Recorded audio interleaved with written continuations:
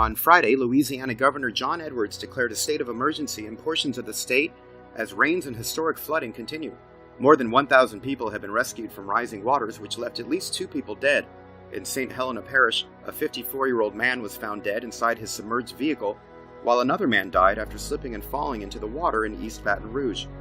Officials warned residents on Saturday that things could get even worse, as the flood warning for southeastern Louisiana will remain in effect through Sunday, when the storm is expected to move west.